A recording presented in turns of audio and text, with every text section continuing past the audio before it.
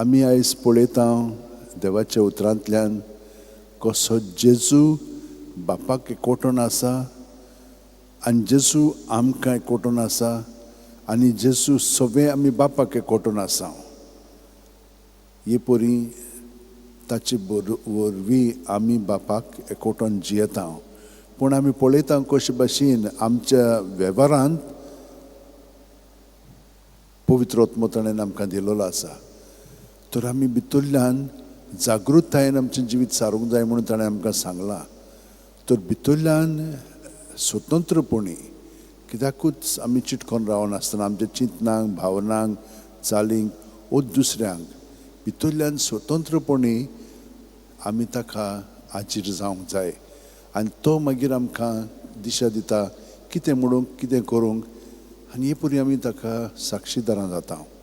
तर ही कृपा ताणें आमकां दिलेली आसा. आमी पळयता कशे भाशेन पावलू थंयचो ताका व्हेल्लो आनी सगळी सभा एकठांय जाल्ली. ताणें तांकांच दोगांयकूय लावन दिले हें म्हणून की पुनर्जिवणपणाची खबर तांकां सांगली. फारिसेव मानतात, सादुकी माननात. मागीर हे ताका म्हणूंक लागले ताचेर कसलोच आरोप ना, हाका लागून म्हाका हांगसर हाडला. पूण ते ताका सुटका दिवंक लागले. दुसरे ताका परतून बोणकुणींत घालूंक सोदताले पूण हे परी ताची सुटका जाली.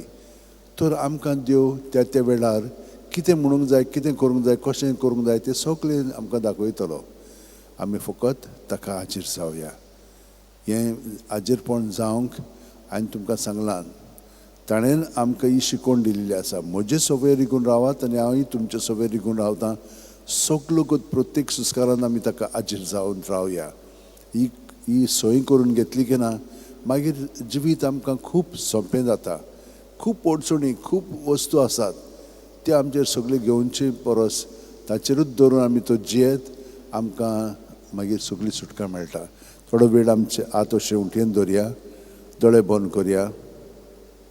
प्रत्येक सुस्कार घेता तेन्ना तो म्हजे सवय रिगून रावता आनी सुस्कार भायर सोडटना हांव ताचे सवय रिगून रावता.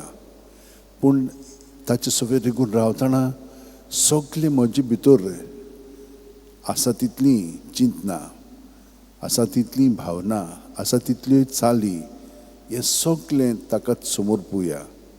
ताच्या नांवान तें भायर काडया, ताचें दवरया.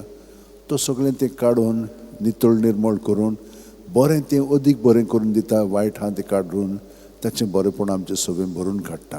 प्रत्येक सुस्कारान हें घडटा.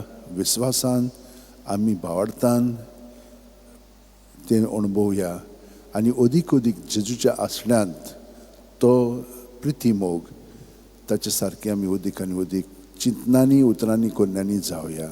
आनी हाका लागून आमचें जिवीत आतां सगळेंच ताका भेटोवया. भेटोवणी वरवीं आमेन.